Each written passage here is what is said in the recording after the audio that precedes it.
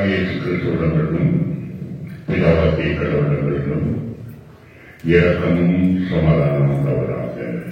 ஆமென். இன்றைய சிந்தனைக்கு தெரிந்து கொள்ளப்பட்ட வேறு பகுதி யோவான் எழுதிய நற்செய்தி நூல் 15வது அதிகாரம்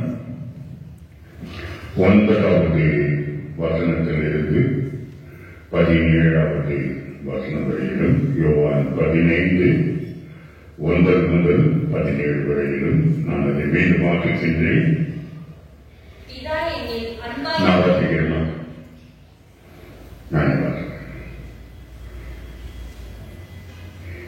என் தந்தை என் மீது அன்பு கொண்டுள்ளது போல நானும் உங்கள் மீது அன்பு கொண்டுள்ளேன்.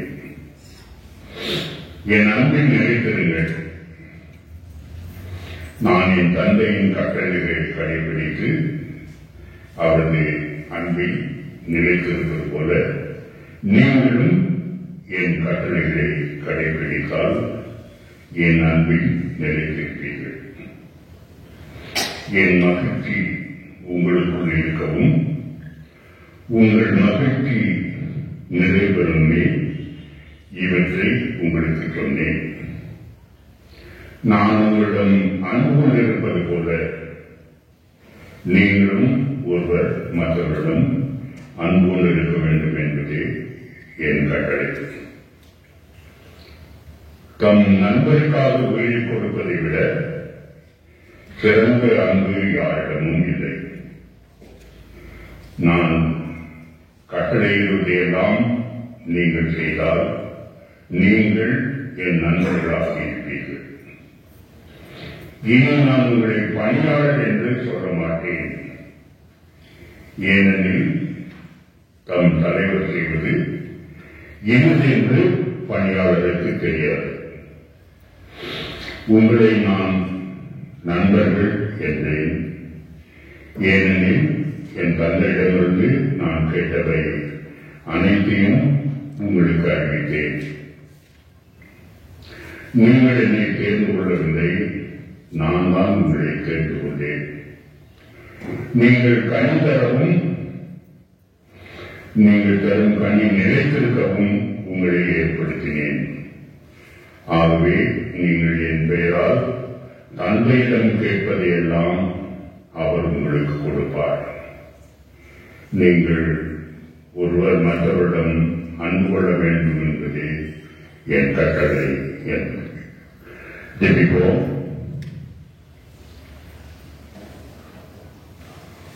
ஒவ்வொரு நாளும் சத்திய வார்த்தைகள் மூலமாக எங்கள் வழிநடத்தி காக்க வருகின்ற எங்களது பிதாவை எப்பொழுதும் எந்த சத்திய வார்த்தைகளின் மூலமாகவும் நாங்கள் இன்னும் அதிகமாக உம்மை புரிந்து கொள்ளவும் உமக்கு அருள் பெறவும் அன்பை பெறவும் நீர் எங்களுக்கு துணை செய்ய என்னை நோக்கி மன்றாடுகின்றோம். எங்களோடு துணை இருந்து இந்த வார்த்தைகளின் மூலமாக எங்கள் வழிநடத்தை ஆசீர்வதிக்க வேண்டும் என்று ஆண்டவராகிய இயேசு கிறிஸ்துவின் நாமத்தினால் பணிந்து மன்றாடுகின்றோம் சுவாமி. ஆமென். அவர்களே, உயிர்த்தெழுதல் காலகட்டத்திலே வருகிறோம். உயிர்த்தெழுதல் நடந்த எவ்வளவு நாளாக தெரியுமா? என்னைக்கு? எத்தனை வாரம்? 5வது வாரம். நான் 6 வாரம் உயிர்த்தெழுந்திருக்கிறேன். 40-42 நாள். அடுத்த வாரம் என்ன பண்ணலாம் தெரியுமா? அடுத்த வாரம் என்ன வாரம் வந்து ஆண்டவரைங்கிற உயிர்த்தெழுந்து கொஞ்ச நாள் அப்படியே சுற்றி தெரிஞ்சுட்டு மேல படத்துக்கு போற 50வது நாள் பரவேற்கின்ற நாள். இந்த 4-5 5-6 வாரம் ஆண்டவர் என்ன செய்யறாரு? உயிர்த்தெழுந்து பெண்மணி வாசிப்பீங்க, டெக்ஸ்ட் எல்லாம் 4-5 வாரம் கேட்டிருப்பீங்க. என்ன செஞ்சாரு அவரு? முதல் வாரம் என்ன செஞ்சாரு? சீசர்கள் எங்கே இருக்கிறாங்க? ரூமை கூட்டிட்டு உட்கார்ந்துருந்தாங்க. உங்களுக்கு சமாதானம். அப்புறம் எம்மாவோட டீச்சர் வழி நடந்து போறப்போ அவருக்கு நான் தான் பயப்படாதீங்க அப்படின்னு சொன்னார். நல்ல ஆயன், நானே நல்ல ஆயன், என்னை தவிர வேற யாரும் இல்லை. யார் இருக்க அந்த ஊர்ல, யார் இருக்கான்னு சொல்ற ஆயன். ஆமா, மோசமான ஆயர்கள் இருக்கான். அவங்க எப்படின்னா ஆட்டையை தின்னுட்டு போயிடவன், அவன் தான் இருக்கிறான். நிறைய பேர் நீங்க பாத்தீங்கன்னு சொல்ற நானே மெய்யான திராட்சை செடி. அதுக்கப்புறம் இந்த வாரம் என்ன சொல்றாரு, அந்த திராட்சை செடியோட ஒட்டி வர அந்த 15வது அதிகாரத்தில் திராட்சை செடி இந்த 9 வருஷம் சொல்றாரு. இதுல என்ன வர்றாரு, திராட்சை செடியோட எதிர்ப்பு இருந்தாலும் எழுத முடியும். அந்த கொடி அது சத்தை எடுத்து ஒரு கை கொடுக்க முடியும். அது யாரு திராட்சை தெரியும், ஆண்டவர். அவரோட எழுந்திருக்கின்ற நமக்கு நம்ம அந்த செடியில நெறிந்திருந்தால் என்ன பலன் கொடுக்கும்? அந்த செடி எப்படி இருக்கிறோ நல்ல ஈல்டு தரக்கூடிய, அதாவது நல்ல குவாலிட்டி திராட்சையான இந்த கொடியோட அந்த பலன் எப்படி இருக்கும்? நல்ல பலமா இருக்கும். அதே மாதிரி அவரோடு இணைந்திருக்கின்ற நீங்கள் என்ன செய்கின்ற நல்ல பலன் கொடுக்கக்கூடிய ஒரு கொடியாக கனியாக இருக்கணும்.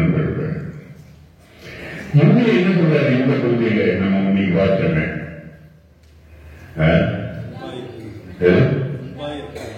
அன்பா இருக்கின்றார். எப்படி அன்பா? நான் எனக்கு யார அன்பு காட்டினேன்? பிதா கூப்பிட்டாரு, என்ன அன்பு காட்டினாரு. அவர் என்ன செஞ்சார்? எனக்கு டைரக்ஷன் கொடுத்தாரு. நான் என்ன செஞ்சேன்? அவர் சொன்னதை கேட்டேன்.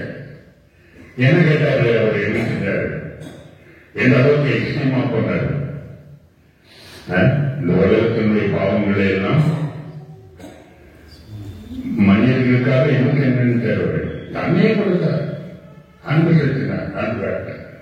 நான் அன்பு காட்டினேன் இந்த உலகத்துக்கு, அப்பா கட்டளையை நிறைவேற்றினேன். நீங்கள் யாரு? என்னுடைய சீசர், என்னுடைய பணியாளர் முதல் சொல்றார். நாம எல்லாம் யார மேல விசுவாசமா இருக்கோம்? எல்லாம் விசுவாசம். விசுவாசம் எப்படி? விசுவாசம் என்ன?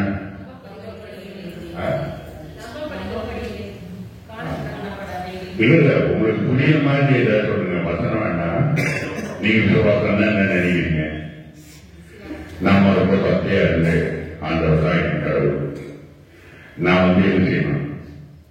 உட்காந்து விடி தோகமானா அந்த காலையில் எழுந்திருக்க மாட்டேனும், சாயந்தரம் நான் என் பிள்ளைங்க என் குடும்பம் எல்லாம் ஜோமானா என்ன செய்யணும்? கடவுள் நான் கேட்கறது தரணும், எனக்கு சொல்ல தரணும், நான் நினைக்கிறதா நடக்கும்.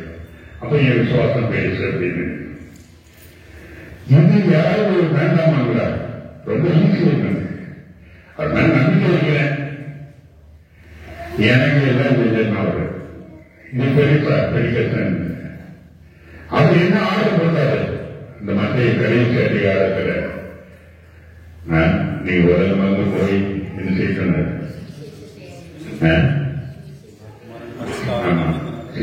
அழித்து என்ன செய்து பிதா குமாரன் பரிசுத்த நாமத்தினால ஞானஸ்நானம் கொடுத்து சீசராக்குங்கள். சீசராக்குறதுங்கிறது என்ன? சீசராக்கள் என்ன? வெறும் விசுவாசம் மட்டும் ஆக்க சொல்லுது. சீசராக்குங்கள். சீசராக்குறது என்னது? என்ன அப்படின்னா யாருக்கு கீழ்படிந்து குருவுக்கு கீழ்படிந்து சேரனா அது வந்து எப்படி அவர் சொல்றதெல்லாம் வேணும், செய்யறதா செய்யணும். இது வந்து கொஞ்சம் அவருடைய பணியாளராக இருப்பது என்பது எல்லாத்தையும் என்ன ஆகணும் சொல்றாரு? அவருடைய பணியாளராக ஆக்கணும்.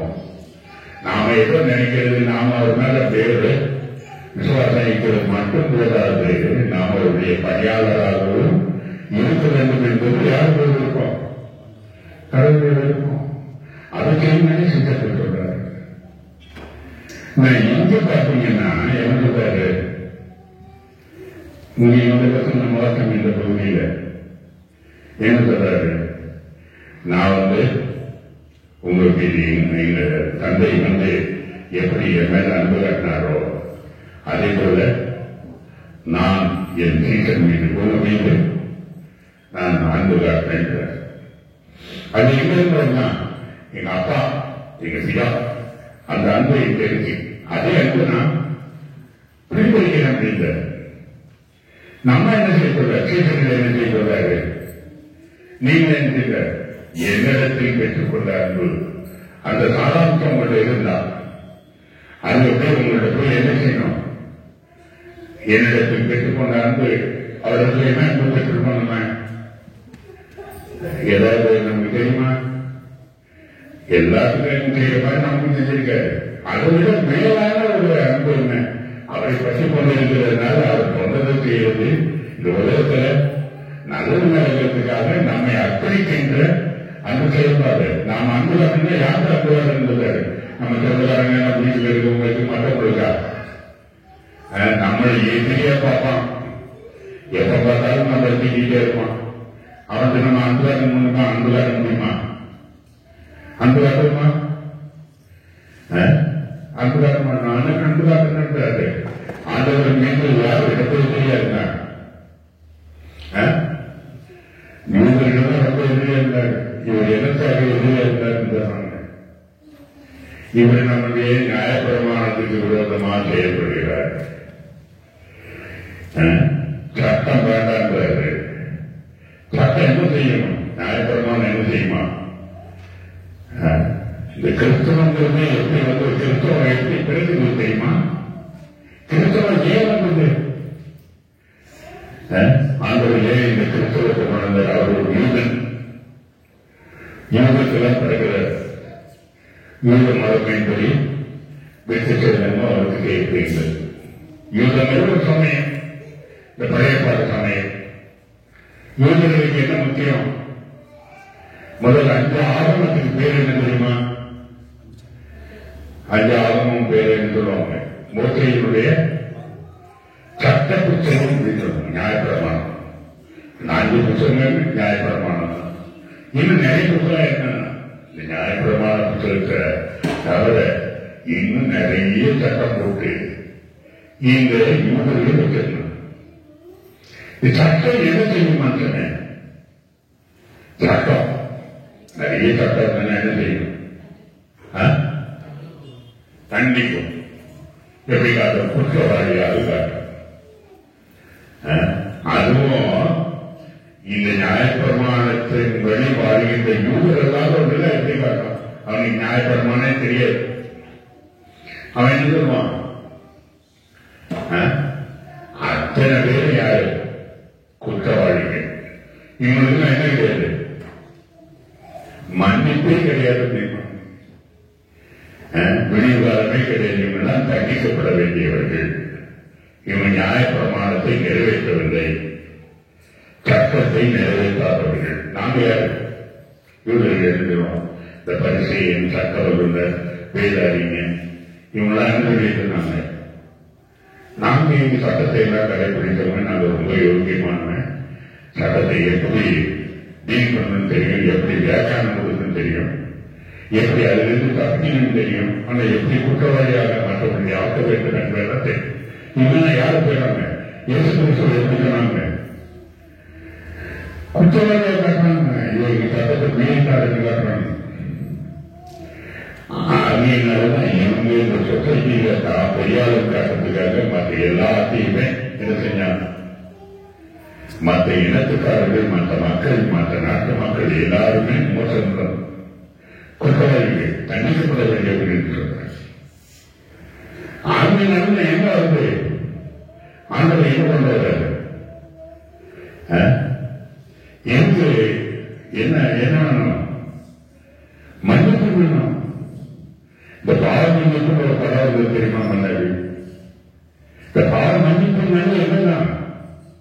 எங்க இருக்கிறது இந்த பாவ மன்னிப்பு? கிறிஸ்தவத்தில் இருக்குது. எந்த சமயத்தில் பாவ மன்னிப்பு இருக்கிறார்?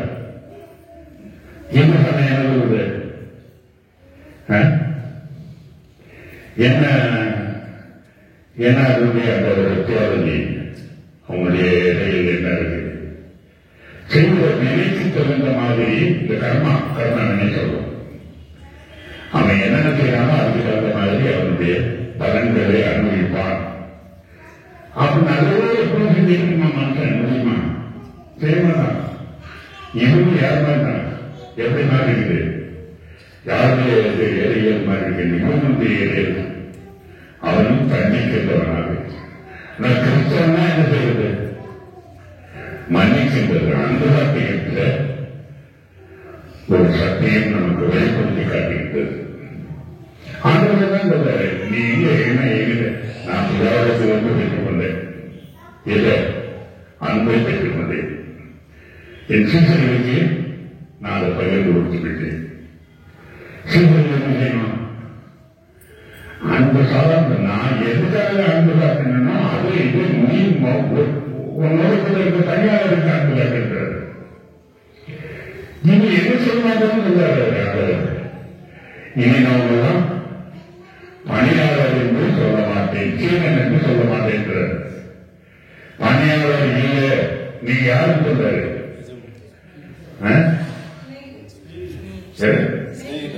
சிநேகிதன், நண்பர். நீங்களாம் என்னைய நண்பர். பணியாளர்னா என்ன செய்யணும்? முதல்ல எல்லாத்தையும் சொல்ல மாட்டார். பணியாளர் என்ன சொல்றாரு? நீ எந்த வேலை செய்ய அந்த வேலை செய்ய. நான் அப்படி இல்லப்பா.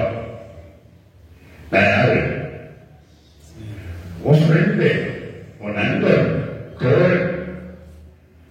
அதனால என்ன, நான் எல்லாத்தையுமே சொல்லுவேன். எனக்கு என்ன கடவுள் சொன்னாரோ அது உங்கள்கிட்ட வெளிப்படையாக சொல்லுவேன். ஆனா வெளிப்படுத்தி காட்டேன். யாரு காரணமானா நியூதன்னா என்ன மாட்டான். அவன் எப்பொழுதும் எப்படிதான் வச்சிருக்கான்? அருமையாக வச்சிருக்கான். நான் உனக்கு அன்பு காட்டக்கூடிய நண்பன். இந்த கம்யூனிஸ்டாரங்க எப்படி கூப்பிடுவாங்க தெரியுமா? கம்யூனிஸ்டாரங்க தோழரே எப்படிமா? அதுக்கு என்ன அர்த்தம்? நட்பு. ரொம்ப நட்பு உறவு இல்லை. நேரத்தில் என்ன இல்லை, ஒழுங்குமுறை இல்லை. ஆண்டவரே என்ன சொல்றாரு நம்மளை பார்த்து? தோழரே அப்படின்னு கூப்பிட்டாரு. நான் பார்த்து நண்பா அப்படின்ற அதுக்கு அளவு கிடைக்க முடியாத அன்பு. அவர் என்ன செய்யறாரு? நண்பனுக்காக யாரும் என்ன செய்ய மாட்டாங்க. உயிரை கொடுக்கிற மாதிரியான ஒரு அன்பு எங்குமே இல்லை. நான் யாருக்க உங்களுக்காக, நண்பர்களுக்காக என் உயிரை எடுத்துருக்கேன். எதுக்காக? நம்ம தான் என்ன செய்ய நினைக்கிறாரு? எதுக்காக நமக்கு உயிரை கொடுத்தாரு? பாவம் மன்னிப்புன்னு என்னது? நாமெல்லாம் எப்படி வெளிச்சத்துக்கு வரணும்? நம்ம வீட்டில் உட்கார்ந்து இருக்கணும். யாரோ நம்ம அறிமுகப்படுத்தி வச்சிருக்கான்.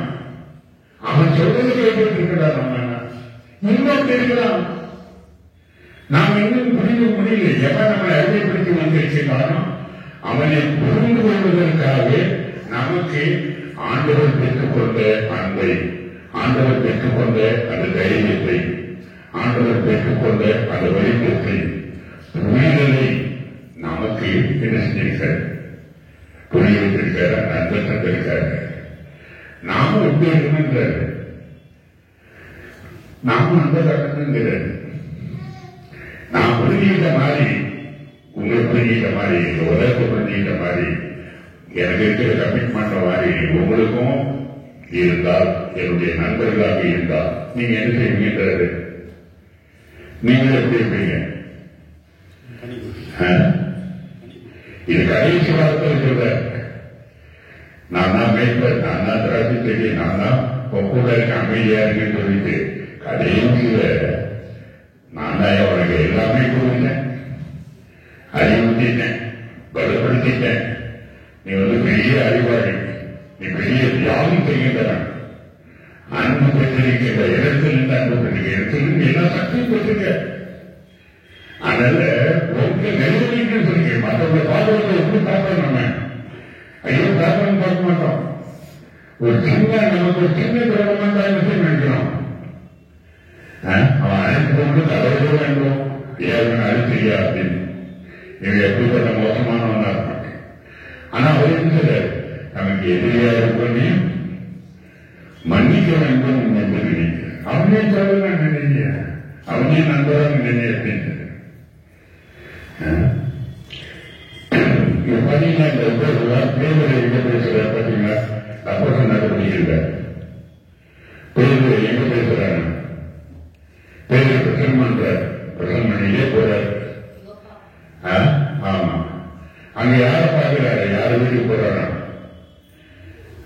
கொரோனேலியஸ். அதாவது யாரு?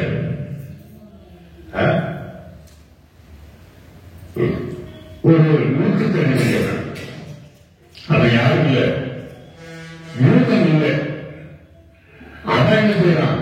பேர்கள் பிரசனம் பண்ற பார்த்து பேர் கேட்பான். ஆண்டவர் உயிர் சேர்ந்த பெண்பு செவ்வா போய் பிரசனம் பண்றான். அது கேட்கிறான். ஆண்டவரை பற்றி சாட்சி கொடுக்குறாரு பேரு. அப்ப கடைசி நேரம் 47, 48 வருஷம் வாசிங்க இல்லை.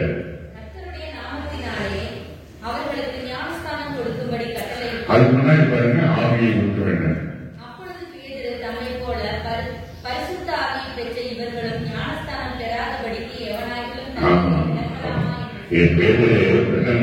பிரசன் பண்றப்போ பரிசுத்தாவியானவர் யாருக்கு ஊற்றப்படுதான்? யாருக்கெல்லாம் ஊற்றப்படுகின்றாரு? பெருத்த செயல்களும் பெறாதவர்களும் அங்க இருக்கின்றார்கள். அங்கே யூதன் தவிர மற்றவங்க எல்லாம் உட்கார்ந்துருக்கான். யூதன் நல்லாதவங்க இருக்கிறான். அவங்க என்ன கொடுக்கிறாரு? ஆவியானவர் ஊற்றப்படுகின்றார். இந்த பெண்ணை அனுபவம் அவரும் தலைமை வருகிறார். அங்க இருக்கிற நம்பர் என்ன கேட்கிறான்? ஏன் உங்க பேர்கள்லாம் விவசாயம் பண்ணாதவங்க, யூதன் இல்லாதவன் இவரை எப்படி பரிசுத்தாவை பெற முடியும் கேள்வி இருக்கிறோம். கடவுள் யாரா? நம்ம ஆண்டவர் இயேசு கிறிஸ்து என்ன சொல்றாரு? அவர்களுக்கு எல்லாருக்கும் உள்ளது.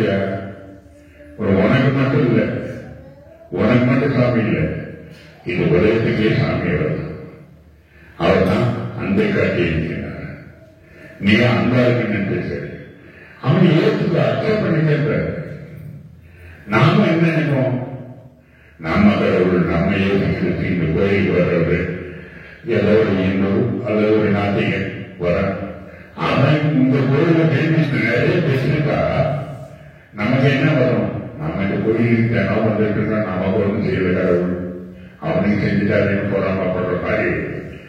அது யூஸ் நினைக்கிறேன். நாங்கள் சட்டங்கள்லாம் கடைபிடிக்கிறோம், கடவுளை பற்றி நாங்கள் ரொம்ப பேசுறோம். எங்களுக்கு ஒன்றும் செய்யல, இவனுக்காக வந்துட்டேன், இவன் பேசுறான், யாருமே கேள்வி இருக்கிறான்.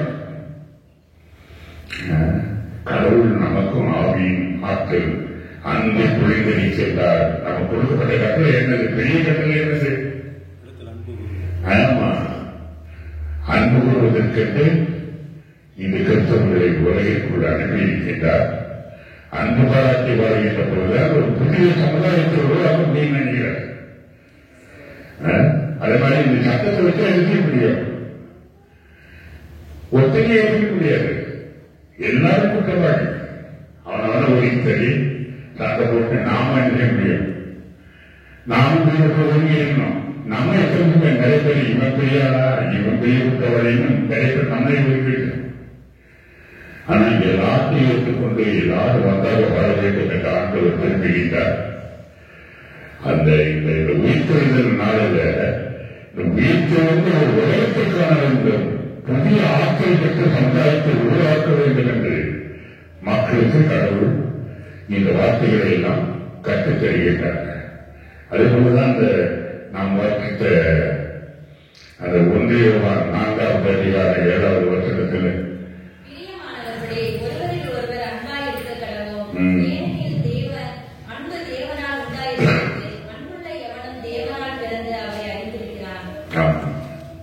கடவுளுடைய பிள்ளைன்னு யாரெல்லாம் அப்படின்னு அன்பு காட்டுகின்றவன் தான் கடவுளுடைய பிள்ளை. கடவுளத்துல பிறந்தவன் தான் எப்படி இருப்பான்?